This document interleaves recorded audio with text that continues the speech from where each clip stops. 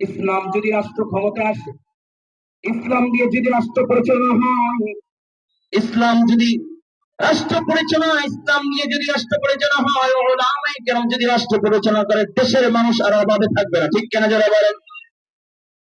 সন্ত্রাসী হবে না, চাঁদাবাজি হবে না, টেন্ডারবাজি হবে না। ঠিক কিনা? স্বামীর স্বামী, স্ত্রী স্বামীর সামনে স্ত্রীকে বেঁধে গণধর্ষণ করবে না। ঠিক কিনা যারা বলেন? আর ইসলাম যদি রাষ্ট্র ক্ষমতায় আসে, মানুষ কেমন শান্তি পাবে? ছোট্ট একটা উদাহরণ দিই।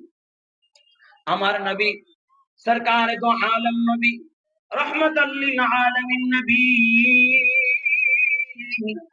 মুহাম্মাদুর রাসূলুল্লাহ সাল্লাল্লাহু আলাইহি ওয়াসাল্লাম মায়ার নবীর ইন্তেকালের পরে খেলাফতের দায়িত্ববান হযরত আবু বকর সিদ্দিক রাদিয়াল্লাহু তাআলা আনহু।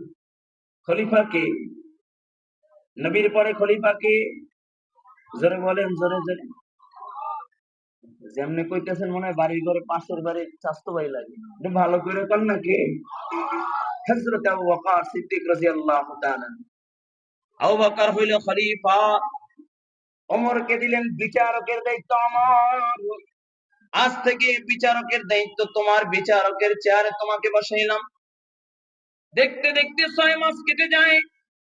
6 মাস পর হযরত ওমর ফারুক রাদিয়াল্লাহু তাআলা আবু বকরকে ডাক দিয়ে বলে, আবু বকর, ও ভাই আবু বকর, আপনি যে আমাকে বিচারকের চেয়ার দিয়েছেন, এই বিচারকের চেয়ার আমি চাই না।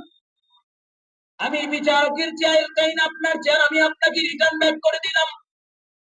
আবু বকর সিদ্দিক রাদিয়াল্লাহু তাআলা আনহু ডাক দিয়ে বলে, আমার বিচারকের চেয়ার দিয়ে দিলা, তাহলে কি খেলাফতের মসনদে বসতে চাও, খলিফা হইতে চাও?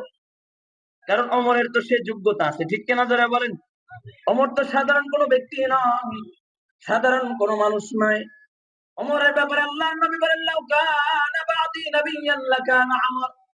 ইসলাম সে তো পরশমণি, তারে কি পেয়েছি খুঁজি, পরশে যাহার শোনা হলো যারা, তাদের মোরা বুঝি। বলেছেন হযরত রাসূল শেষ পয়গম্বর, আমার পরে যদি নবী হতো কেউ, হতো ঠিক সেই ওমর।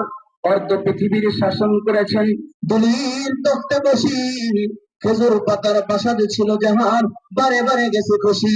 শুধু আঙ্গুল হিলনে শাসন করিতেন এ জগতের, মুহাম্মাদের চরণে রেখেছিলেন সে শামসের চিল্লা। আল্লাহু আকবার।